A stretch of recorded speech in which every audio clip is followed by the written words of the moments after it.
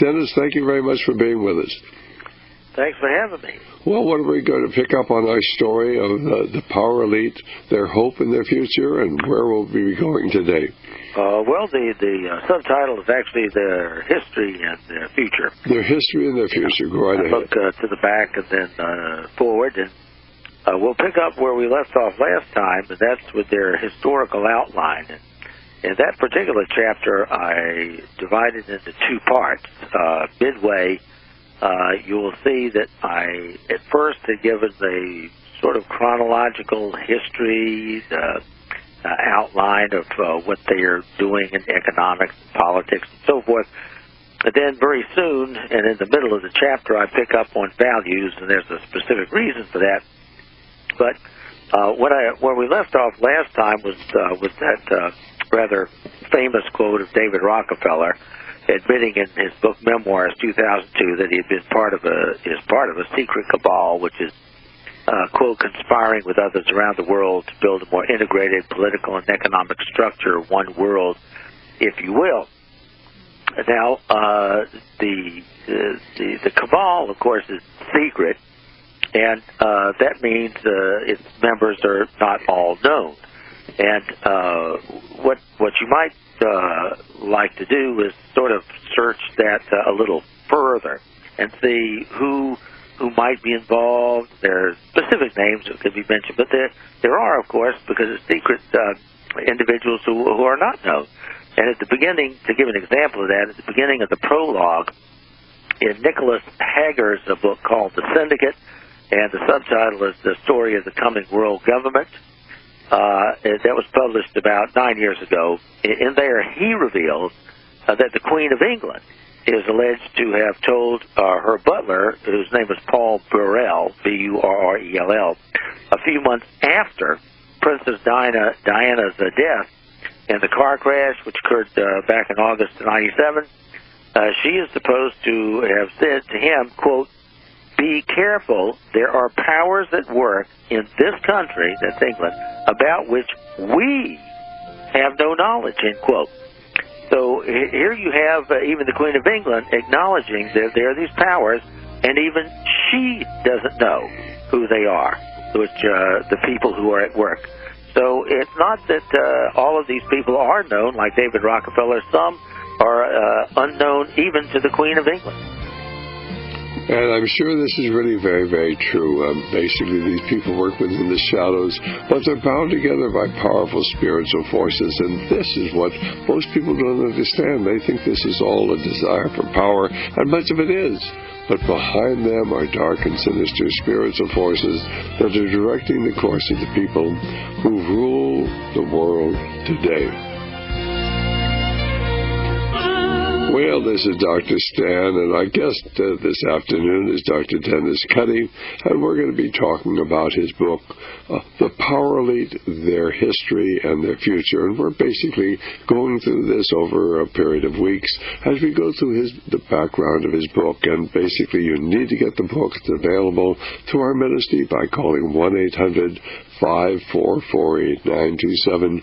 But Dr. Cuddy was simply talking about certainly David Rockefeller in his book Memoirs, actually talked about the fact that, and he mentions on page 405, that he's part of a secret cabal working against the best interests of the United States, conspiring with others throughout the world to bring about this more global and integrated society.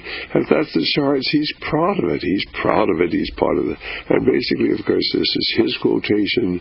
And then, of course, Dennis was simply referring to the fact that there's a book written about 9 years ago in which the Queen of England is quoted as having told her butler, and of course, the butler writes a book, and he says that the Queen of England, shortly after Princess Diana's death, says there are forces so powerful here in this country that even we don't know who they are. And inferring that there are these powerful forces ruling England. And it's really quite true. They rule England, they rule the United States, and the average individual really doesn't understand. He sees all the contradictions, and he sort of throws up his hands. It's just doesn't make sense. And as we pointed out, why are we fighting Al-Qaeda and certainly the Muslim Brotherhood in Afghanistan, and we're funding and financing Al-Qaeda and the Muslim Brotherhood in Syria and in Libya and in Egypt and in Tunisia? Why are we doing that? Why do we it's been fighting in Afghanistan since the year 2003, and now we're funding the same people we're fighting? Doesn't make sense. You're not supposed to ask the questions. Dr. Cuddy, you go right ahead. Yeah, and so the reason I'm mentioning Rockefeller talking about a secret cabal as opposed to just a cabal or a group is that while some people, such as himself, are very well known, there's who are secret. And I was just giving one example of how the Queen of England is mentioning there are powers at work in this country, she said, about which we have no knowledge. Now, as I had mentioned before, the Power Elite uses a strategy of a dialectical process. And so to get to this, as Rockefeller said, more integrated political and economic structure, the strategy is to go through regionalization in order to achieve this world socialist government. Hold that thought, Dennis. We'll be back with all of our stations in just a moment. Well, this is Dr. Stan, and Dr. Cuddy is simply pointing out that to accomplish their goal of these people within the secret cabal, he's part of it. Now, remember, there's not just one secret cabal in the world. I think there are a number of secret cabals out there, many times vying with one another for power. But, of course, Dr. Cuddy says that at least the one that is operating out of America, controls our government, controls both political parties and make mockery of the electoral process.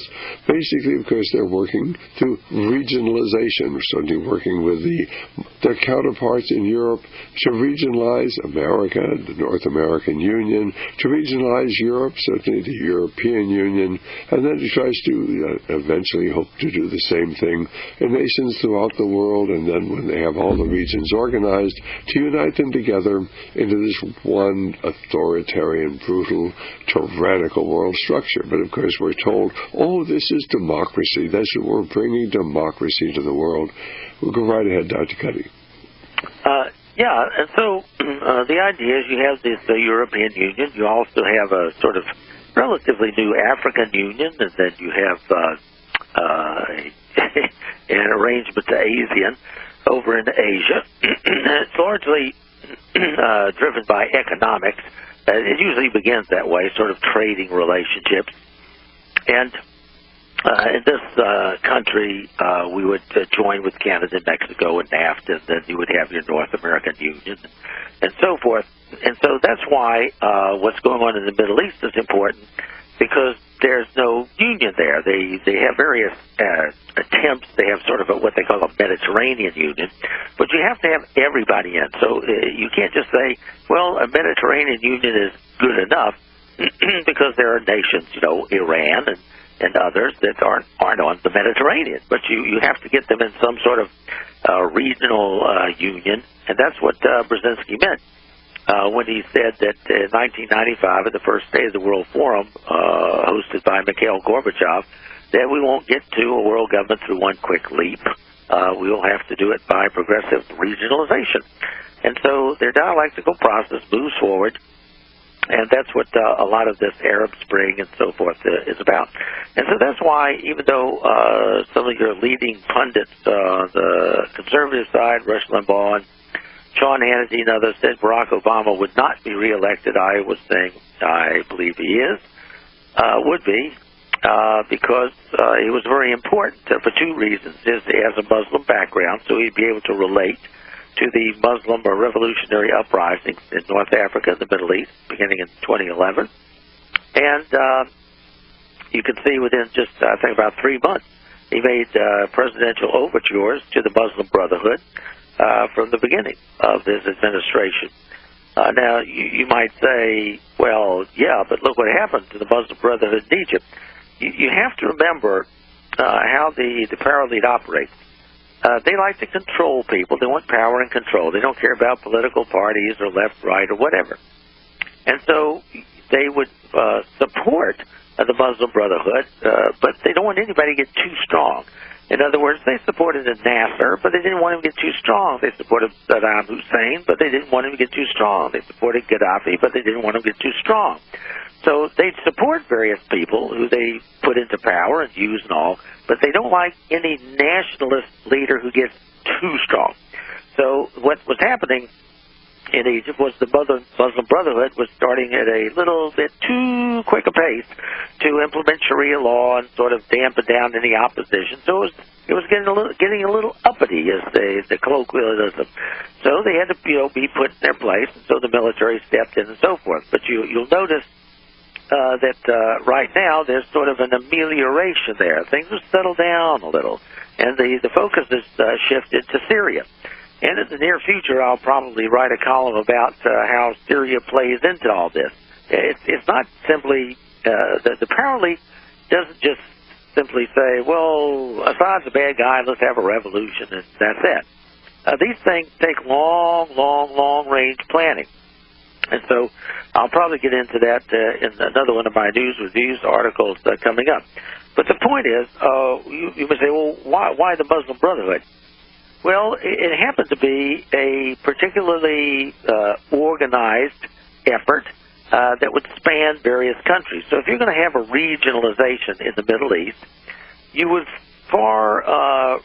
much rather not have to negotiate with individual leaders in Tunisia and Algeria and Syria and Egypt and Bahrain and Kuwait. So what you would like to do is have one entity like the Brotherhood, and then you could just negotiate with them, and then they would be putting the word out to all of the countries in which they had risen to power, a considerable strength, that this is the agreement. This is what we'll do for this Middle Eastern region. And so that'll be coming, not too distant future, because they have a timetable. And the Brotherhood was the leading organization that could structure these revolutions that they had, the Arab Spring, still ongoing. And they would be in a unique cross-countries position to facilitate regionalization that the nations involved would have to arrange in order to have this regional government. Beginning with trade, of course. You got to have the carrot and the stick and that sort of thing. And so then after they do that, then they can link it up with the European Union and the African Union and so forth and so on. So the second point, though, that President Obama was important to having reelected was that he would be moving us increasingly towards socialism. And that is going to be necessary for an eventual, quote, comfortable merger with other socialist regions such as Europe and Latin America. Now, the reason I said comfortable merger is I had earlier in the chapter talked about Rowan Gaither, head of the Ford Foundation, saying that they had been under directives from the White House ever since the days of the OSS, which means under Roosevelt, to so alter life in America as to have a comfortable merger with the Soviet Union. So if you're going to have all of these nations comfortably merging into socialist nations to form a region such as Europe or Latin America. Let me just comment. Basically, we have an interview with Norman Dodd. It's a classic interview. You can find that in our DVD, The Desperate Deception. And Norman Dodd was the director of research for the Reese Committee, only congressional committee ever allowed to investigate the great tax-exempt foundations. And in that, he actually tells, and you'll actually hear him telling about his interview with Rowan Gaither, the president of the Ford Foundation, who says, of course, we are operating under presidential directive to so alter life in America that one day we can be peacefully merged with the Soviet Union. And Norman Dodd says, well, will you tell the American people that? And Rowan Gaither says, of course not.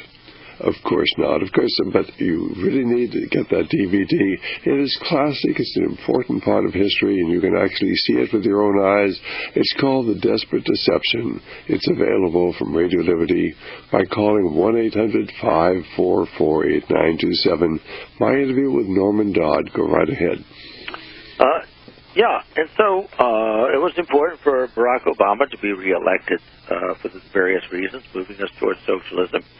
And the way I see it is that things economically will not be too bad this year or next year, but after the 2014 election, it'll start to go downhill, and by 2016, people will be pretty well through with Barack Obama, and so there'll be time for this alternation of power that I've mentioned before. That, of course, would be a Republican, and it could be Jeb Bush. Time for another Bush in 2016, and he would, in a couple of years, he would try vigorously, I'm trying to save the currency and all that, but he will say Barack Obama and the situation got just too bad so that we'll have to accept the Phoenix as the new world currency, which is planned for 2018, and I put a picture of that inside the book, my book, The Paraleaks of Their History and Future, from the cover of The Economist magazine, which is connected with British intelligence. That issue is January 9th of 1988, and I put a rendition of it on the front cover of the book itself. And not the exact same as the Economist version, but it will say on the cover, World Phoenix 2018. That's the cover design that's unique. And so what they'll do is have this world currency. Now, that doesn't mean the dollar would no longer exist. The dollar will still be around, and the yen and the lira and the pound and the franc and all that, but the currencies will be so devalued that they'll only be used for internal purposes. Any of your international transactions will be in this new world currency. Then eventually, down the road, of course, the dollar and all of these currencies will be abandoned, but not immediately. They'll still be around in 2018. It's just that the new world currency will be introduced as a means of having stability, economic stability on a worldwide basis for international transactions. And so what would happen then is if Jeb Bush, after 4 years, is reelected, because the pattern is usually to have a double term. You have Reagan with a double term. Now, the reason George H.W. Bush did not have a double term was because they needed a number of Democratic votes in order to pass NAFTA and GATT. So that's why. But George H.W. Bush was a good soldier, and he knew that his son, George W., would be elected and have a couple of terms beginning in 2001. So he has a couple of terms, and Barack Obama has a couple of terms. And so if Jeb Bush is reelected, that would mean that the next election would be in 2024, and the new president would take office in 2025, and that is the year in which Luciferian occultist Alice Bailey proclaimed that the, quote, World Federation of Nations, quote, would be, quote, taking rapid shape according to, quote, the plan, end quote. And so that is the first half of this particular chapter I have in my book about the Paraleaks historical outline. And there is a plan, ladies and gentlemen. You read the Theosophist statements. In fact, I interviewed a Theosophist last night. You can hear him on my website. And basically, he told me quite openly, the Theosophists, the Rosicrucians, certainly the Masons, the Freemasons, they all work together for the common goal. Dr. Cuddy, you go right ahead. Yeah, and just as an aside, picking up on what you just said about your guest last night, the common goal, I'm going to diverge, since you brought that up, from going through my book, because it's sort of important for your listeners to understand how these things happen. As I said, this particular chapter in my book is the historical outline. Outline meaning brief, like a summary. So what you need to understand is, let's pick up a point like the Freemasons and Albert Pike in his book Morals and Dogma in 1871. What you had at that time, it's sort of hard for us to imagine this because we're living today, but at that time you had the British Empire. It had not reached its peak, its zenith, but it was almost there. It was almost there, and it was Queen Victoria and so forth. And so what you had was a racial superiority attitude. Now, for Pike, Pike was a Confederate general. And when the Civil War ended, it wasn't as though everybody, especially the elite like Pike, the planter class, said, okay, now we're all equal and everything's hunky-dory and let's move ahead. They still had that attitude. Now, the attitude had been furthered. You have to remember, Pike wrote this book in 1871, and Darwin wrote a couple of books. And one of them was also written in 1871. He had Origin of the Species before, but then he had another book in 1871. And what he was doing was describing a process of evolution. And he didn't just talk about, little birds and amoeba and stuff. The subtitle of one of his books was "And the Most Favored Races." Favored races. So he included people. And he actually talked about the Aborigines in Australia being like apes and so forth and so on. So what you had was somebody like Pike, and the Civil War had ended, but he still had a sort of, elitist superiority complex. The planter class had slaves for hundreds of years. It wasn't just that, the last 50 years or so. The first slaves were brought over, centuries ago to this country. And so there was a whole, decade after decade and century after century of an attitude of, we are the superior ones, and they are inferior. Now, to some extent, you had your Simon Legrees who were vicious and all that sort of stuff. But you have to remember that George Washington's and, these people, founders of the country, they had slaves too. Now, they didn't get out, with whips, bull whips, and beat the slaves. It was actually a sort of a filial relationship.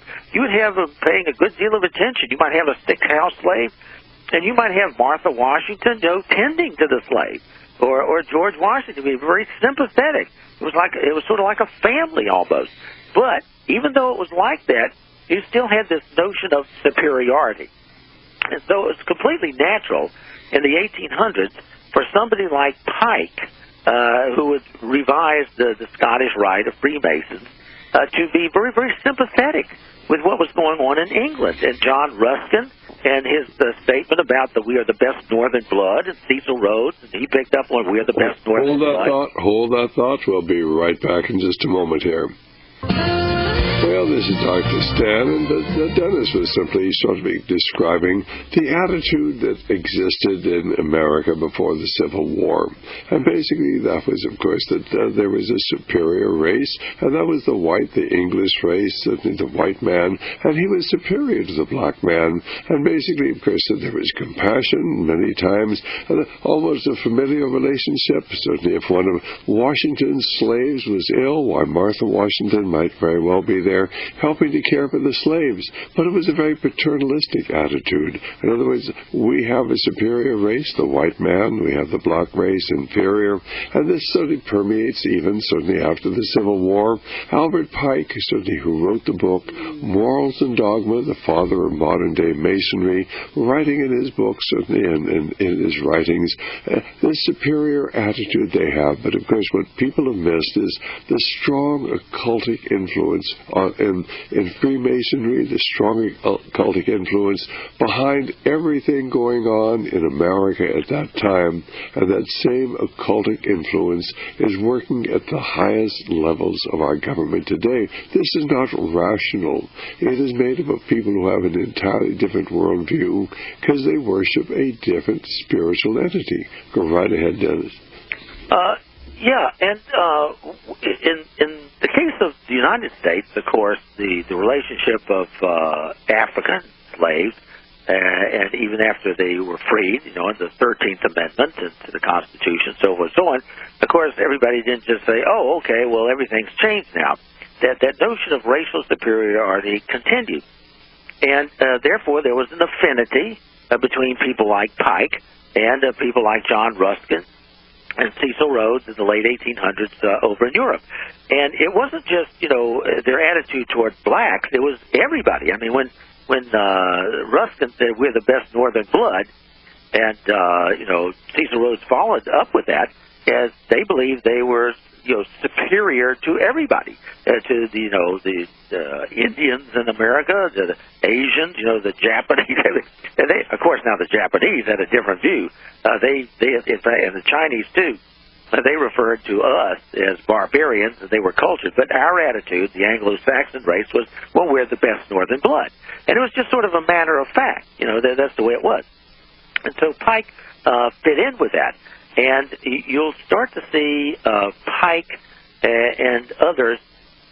What they did was, when he wrote things like Morals and Dogma, he followed it up the next year in 1872 with Indo-Aryan deities and their worship. Note that word Aryan, A-R-Y-A-N. And Hitler would pick up on that, say the Aryan race is a superior race. And then a couple of years later, he did Irano, I-R-A-N-O, Irano-Aryan deities and their worship. And so you have these deities, and they have this connection with this superior race, this Aryanism. And then, later on, you would find that when Hitler's trying to rouse the German people and refer back to the blood and the land and, the Teutonic race, and you go on back, and eventually, thousands of years ago, the Aryans, the only civilization, supposedly, that survived the destruction of Atlantis. There were 7 civilizations, and one survived, and it wound up in Shambhala, according to what Solon was told by the priests at the Temple of Isis in Sais, S-A-I-S, Egypt. That town no longer exists, but the area is still there. And so this was their attitude. And so on the gravestone of John Ruskin, there's a swastika. I put a picture of that in my book, The Globalist. And so you have this racial superiority attitude. And so what you would have is somebody like Pike continuing that. We are the superior ones. And so what he would do is he would join up, as Dr. Stan said, there's this occultic attitude, this sort of Aryan race, the secret knowledge of the East. And they would, Hitler and all of these people would go over there, and they would go over to India. And what's his name? I forget his name. Blavatsky's right-hand man. I can see his face now. He went over there to India for 25 years because, see, that's where Shambhala is. That's where the secret knowledge is. That's where you can get the power from the deities, right? The deities. Well, who's the biggest deity they like? Well, for Pike, it's Lucifer, and for Blavatsky, it's Lucifer, and that's why they could be seen socially in Washington D.C. Pike and Blavatsky walking arm in arm to some social function. They got along, very, very well. And Lucifer, of course, was the light, the solar angel who was bringing, the knowledge. And that's why Pike instituted the Scottish Rite, where they're seeking more light. You go up for the first week, second week, we want more light, and that's what Lucifer means, light bearer. Let me just point out that our current president, Barack Obama, was a follower of Saul Alinsky. If you haven't read Saul's book, you need to read it. It's called Rules for a Rebel or Revolt. Radicals. Rules for Radicals. And the book is dedicated to Lucifer. The president is a follower of a man whose book is dedicated to Lucifer. I've got a copy. You can get it as well. Dennis, you go right ahead. Okay. I don't want to belabor it too long, but the point is, this is, as Dr. Stan was mentioning, the theosophical guest he had last night talking about the common purposes. Now, this is how you can have the Freemasons under Pike's tutelage and his revision of the Scottish Rite, and the Theosophists, both sort of being into this Luciferian Arianism. And you'll find articles, they called it the New Age up until recently. And I put a quote in one of my books from 1951, The New Age. It's the Masonic magazine, where it's talking about America's the 6th Aryan civilization. And it's that sort of superiority. And that's why even today, you basically have a sort of division, for the most part, of lodges. You have African Americans joining the Prince Hall Lodge. And to a large extent, especially in the South, you have almost these all-white Masonic lodges. So you still have that sort of separation, which goes back, that whole attitude of Aryanism and the superior race and so on, and which was fed and by the elite in general in the late 1800s, because you'd have Darwin, and this was a way they could justify, like John D. Rockefeller. John D. Rockefeller once said competition is a sin. And he believed that he was an elite, and it was the attitude goes back many centuries, called noblesse oblige. The nobility is obligated, take care of the peasants and so forth. We're superior. We have the best we're more cultured. We're the best educated. We're the best bred. They look at like evolution. For example, you have an evolving group of animals, the stronger and better horse and cow and all this sort of stuff. So you'll find a lot of times the elite are into breeding. We want to breed a better, whatever it is they're breeding. And so they look at people the same way. And this, so it was very natural that Hitler would come along and say, well, we're going to create this superior race. And we have to get rid of all these other people, the handicapped and so forth and so on. And so you have that attitude, and so who is the natural superior deity that they would look to? It would be for the Theosophists, and for Pike and these people, it would be Lucifer. Hold that thought. Well, this is Dr. Stan, and Dr. Cuddy is simply pointing out the fact that suddenly these elitists, Albert Pike, the Theosophists, the Masons, the people living there in the latter part of the 19th century, we're talking about in the 1870s, 1890s, in that area where Madame Blavatsky was writing, the woman who really created the Theosophy, and she was certainly very, very close to Albert Pike. They would walk hand in hand or arm in arm through the streets there, basically all coming from the same goal, an elite group who's going to remake the world. And of course they look to their deity, who is Lucifer. This is not imaginary. There's tremendous, certainly, among these elitists, tremendous certainly hatred of black people, or they look down, I should say, on the black people today. And basically, of course, why do you think there's so many black people in prison today? It is because, of course, that they know very well, this is a little off subject, but the largest clinical study ever done in the world was done on 450,000 children. They took finger sticks and tested the blood for lead. And what was it? Well, they wanted to see the children, what happened to the lead in the blood of the children who drank regular water, fluoridated water, and water fluoridated with hydrofluosilicic acid.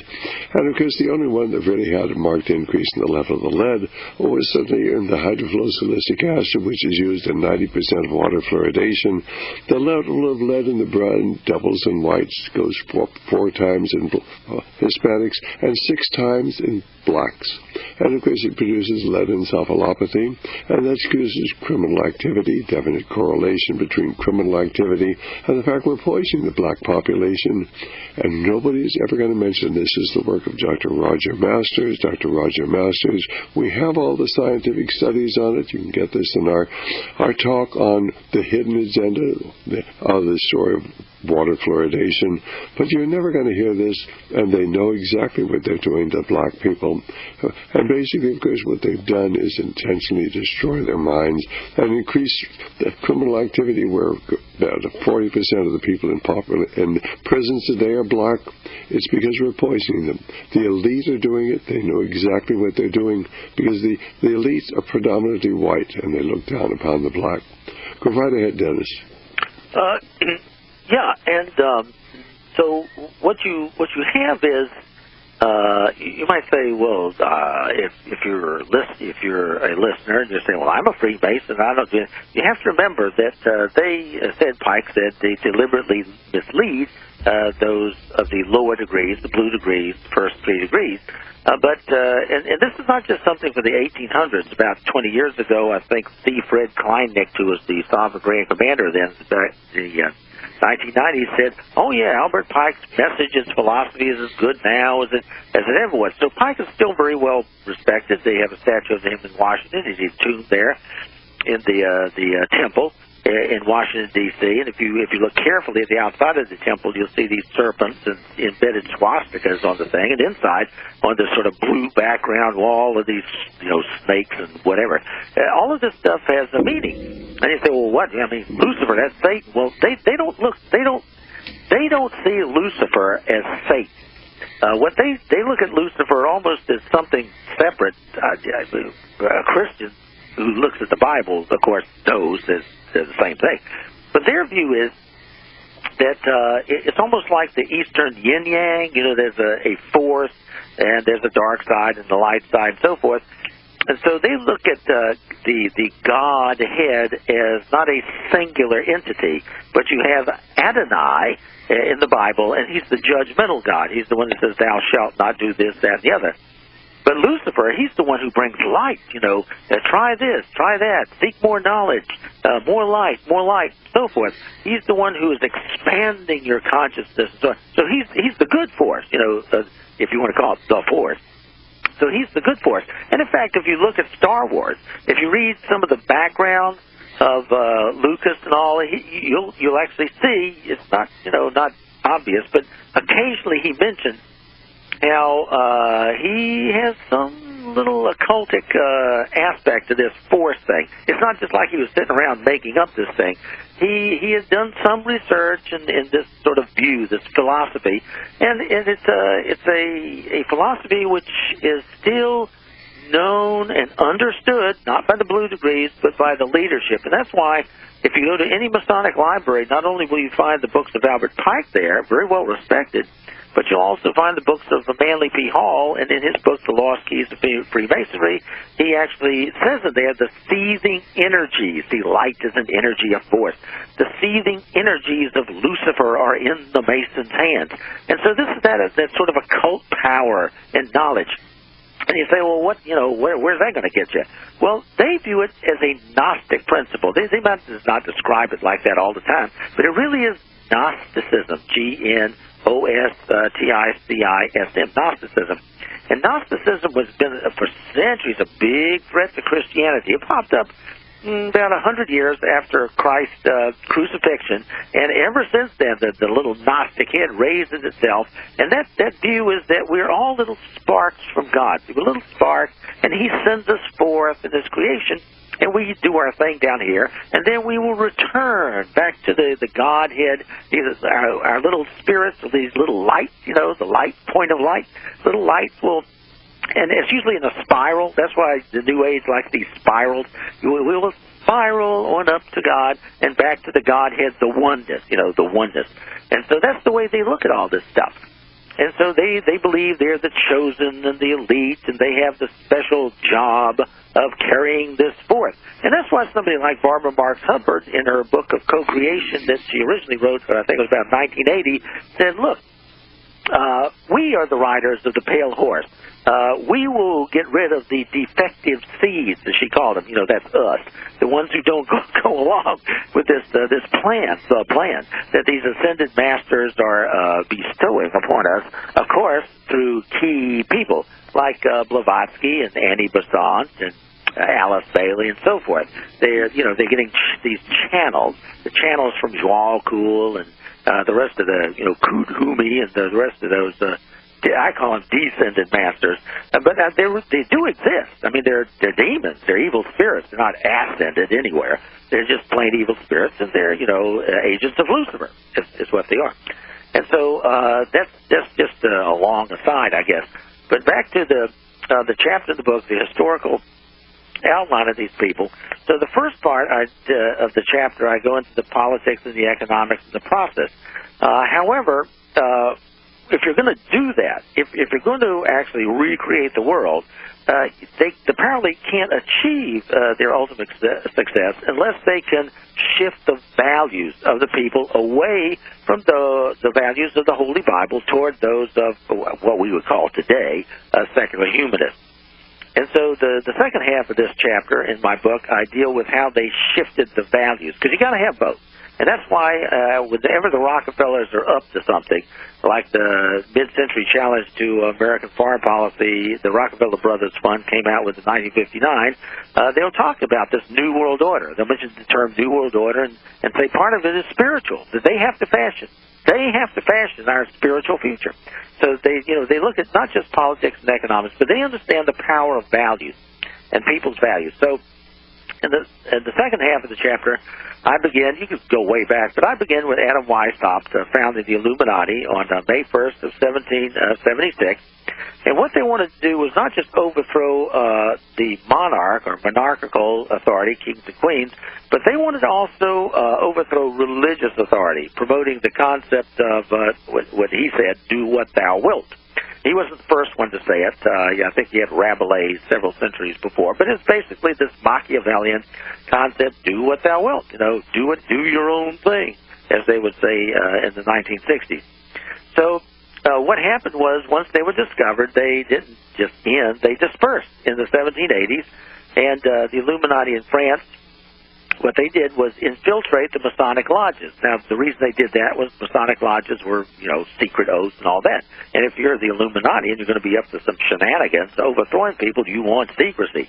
So that was a natural place for them to go. So they infiltrated the Masonic lodges and helped to foment in that country the French Revolution, which began in 1789. And it not only overthrew the Bourbons, that's the ruling family of France, a long time, 1589 to 1793, they overthrew them, but also they sought to destroy the religious authority of, at that time, at that place, the Catholic Church. That was the leading religious authority, and they actually symbolically placed the prostitute on the altar at Notre Dame Cathedral to show, that's what they were doing. And during that period, the revolution against religious values, you would have people well known today like the Marquis de Sade, from whom the term sadist comes. He was a nasty fellow, doing all sorts of evil stuff. And Marquis de Sade advocated abortion as a necessary means of population control. He did that in his book called La Philosophie dans le boudoir, that means the philosophy in the bedroom, in 1795, and Weishaupt did the same thing. He would advocate abortion, and so because do what thou wilt. It didn't matter you're killing a baby. It doesn't matter.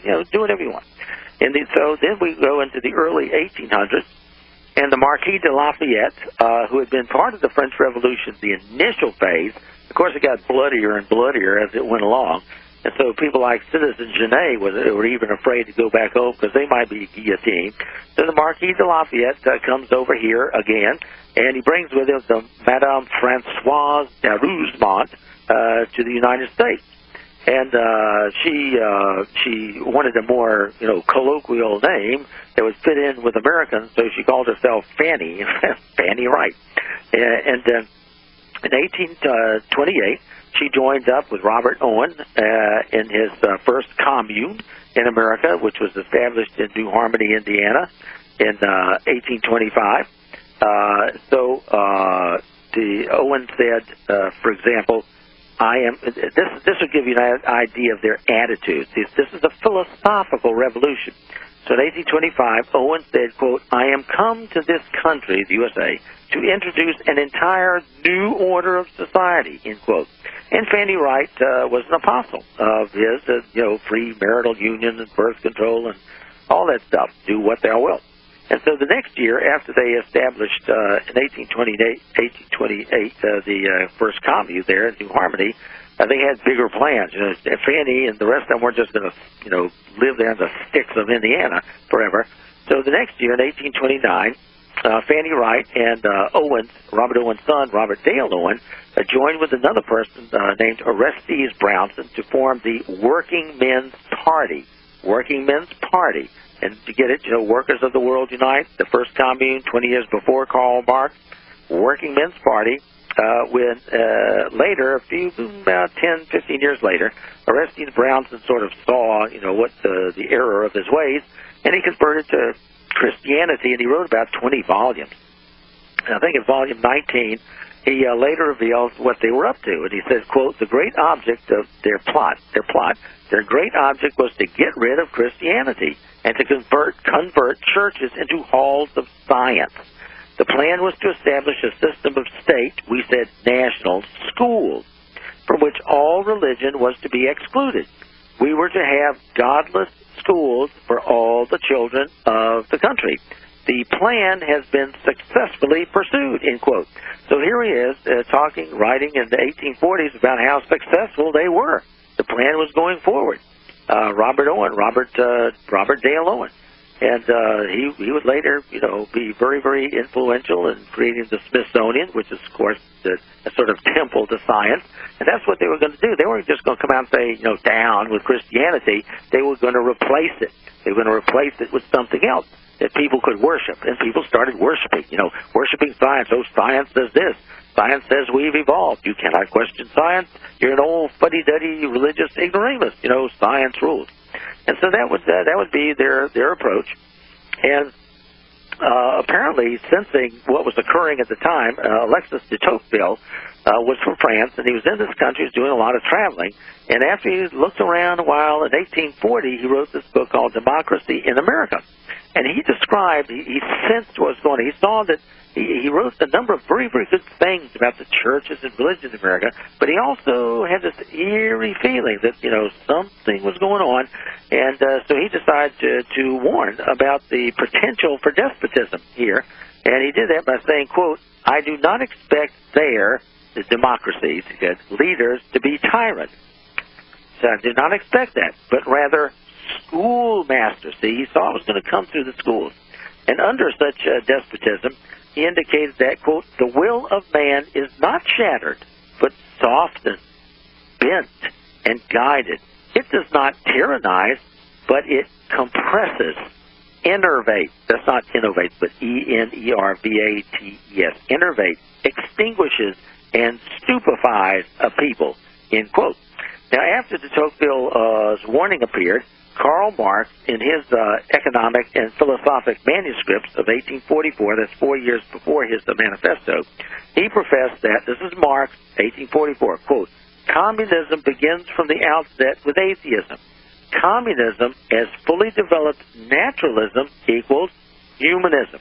So there we get a definite connection between communism as fully developed naturalism equals humanism. And then 4 years later, of course, he came out with his manifesto in 1848. And during that same period, French revolutionist, the name was Comte, that means Count, Comte de Saint-Simon's secretary, whose name was Auguste Comte, C-O-M-T-E, was developing his morally relativistic religion of humanity. That's what he called it. He's developing this religion of humanity, not God-based, but humanity-based. Man was going to decide what's right or wrong for himself. That's, situation ethics. That's what the Humanist Manifesto says. And in the 1850s, Comte published 4 volumes describing this system. He called it the system of positive polity.